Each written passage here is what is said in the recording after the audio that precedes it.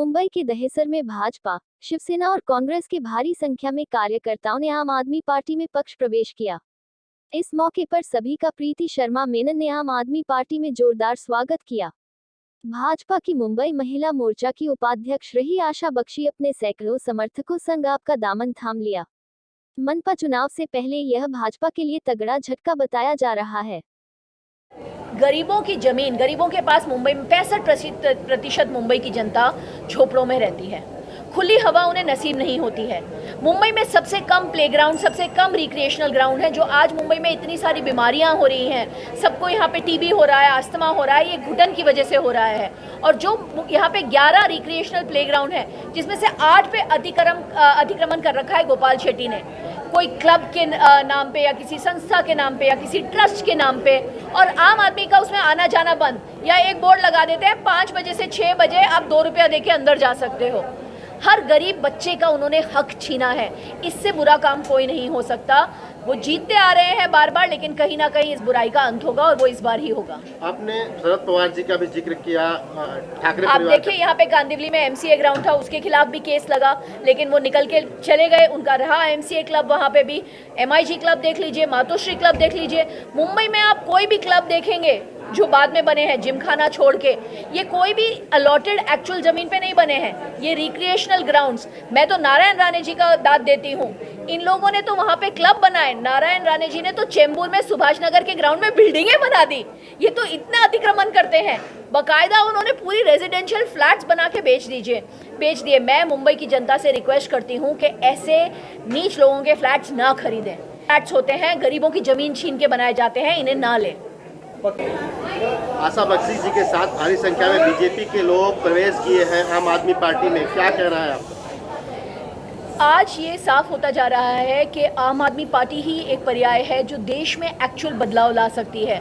हमने गुजरात मॉडल देखा हुआ है, लेकिन आज लोगों को बस विश्वास दिल्ली मॉडल पे है। दिल्ली मॉडल जिसमें अच्छी शिक्षा, जिसमें अच्छी सेहत की सुविधाएं, यहाँ पे आज देवेंद्र फडणवीस और एकनाथ शिंदे आपला दवाखाना खोलने की कोशिश कर रहे हैं। ते आपला चाहे अभी आपकी ही हवा है। और आशा बख्शी जी का आज आम आदमी पार्टी में उनके कार्यकर्ताओं के समेत स्वागत है, क्योंकि ये बहुत नेक इंसान है जिन्होंने बहुत सेवा की है। नॉर्थ मुंबई में तो इन बहुत नाम है इनका। हर गरीब, हर मजबूर, हर जानवर की इन्होंने मदद की है। सेवा करने वाले लोगों की आम आदमी पार्टी ही जगह है। आशा जी के साथ में और शिवसेना के, कांग्रेस के लोग भी शामिल हुए हैं, इस बारे में आपका क्या है? जी, हाल ही में अरुण शेट्टी जी हमारे साथ शामिल हुए हैं। आप देखेंगे संजय बेड़िया जी भी बीजेपी से हमारे साथ शामिल हुए हैं। तो बहुत पार्टी में अच्छे लोग होते हैं, उनको अच्छा काम करने का मौका नहीं मिलता, क्योंकि ये सारी पार्टीज डायनेस्टी से चलती हैं। जिसका राज है उसी के बेटे को, उसी के पुतन्या को मिलेगा अगला टिकट। तो उस डायनेस्टी को तोड़ के अच्छे लोगों को आगे लेके आना ये आम आदमी पार्टी का काम है। इसलिए मुझे बहुत खुशी है कि आशा जी जैसी नेक इंसान, काम करने वाली, सेवा करने वाली लेडी आज हमारी पार्टी में है। हुए हैं, उसमें बीजेपी भी भागीदार है। बिल्कुल, आप देखेंगे हाल फिलहाल में क्या हुआ। बीजेपी ने बड़े शान के साथ बोला था कि हम सीएजी ऑडिट करेंगे बीएमसी का। फिर थोड़े हफ्ते बाद दबी आवाज में आके इकबाल चहल कहते हैं नहीं सीएजी ऑडिट नहीं हो सकता बीएमसी का, वो हमारे लॉज में नहीं आता। क्यों कहा? ये इकबाल चहल से क्यों कहलवाया गया? क्योंकि वो तो डायरेक्टली फडणवीस को ही रिपोर्ट करते हैं आजकल। क्योंकि अगर एक्चुअल भ्रष्टाचार खुलते तो सबकी भागीदारी बाहर आती। 30 साल से बीजेपी शिवसेना मुंबई पे राज कर रहे हैं। बस पिछले 2.5 साल में ही, 5 साल में ही शिवसेना अकेली थी, लेकिन बीजेपी की उनके साथ पूरी साठगांठ रही है।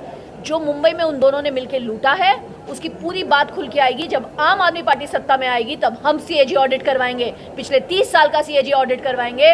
बीजेपी में काफी समय तक सेवा की है, 30 साल तक बताया जाता है। क्या ऐसी मजबूरी आई, क्या आपके पास समस्या आई आपके सामने की छोड़कर आम आदमी पार्टी में आना पड़ा भारतीय जनता? हम लोग 2009 से गोपीनाथ मुंडे जी की हाजिरी में बीजेपी महिला मोर्चा को ग्रहण किया था, ठीक है जी। उसके बाद रेगुलर हमारा एक लक्ष्य है कि हम पंजाब से, हमारी जन्मभूमि है, महाराष्ट्र हमारी कर्म भूमि है, ठीक है।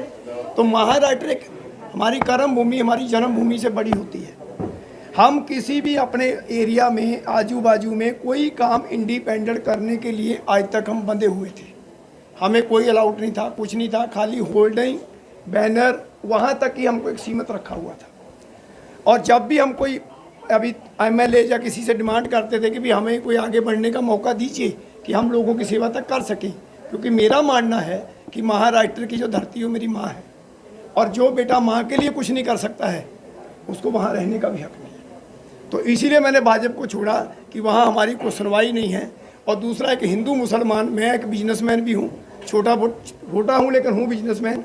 मेरे साथ हिंदू भी काम करते हैं, मुसलमान भी करते हैं, और मैं हिंदू मुसलमान की राजनीति में विश्वास नहीं रखता।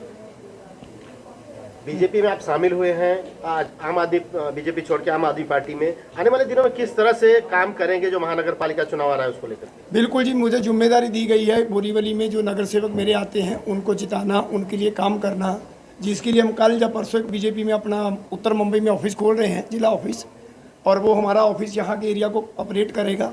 यहाँ से हम अपने जो बच्चे हमारे इलेक्शन लड़ने जाएंगे या भाई जाएंगे, जो भी जाएंगे, हम उनके लिए काम करेंगे, उनको जिस चीज़ की ज़रूरत होगी वो देखेंगे। हमारा एक ही लक्ष्य है कि आज महाराष्ट्र में हम रोडों पे चलते हैं, बम्बई में कौन से गटर में कहाँ पाँव फंस जाएगा, कहाँ बाइक गिर जाएगी, कुछ पता नहीं है। अगर हम आम जनता, ऑटो रिक्शा हो, गरीब लोग हो, अगर हम उनके लिए काम नहीं कर सकते तो उस पक्ष में रहने का कोई फायदा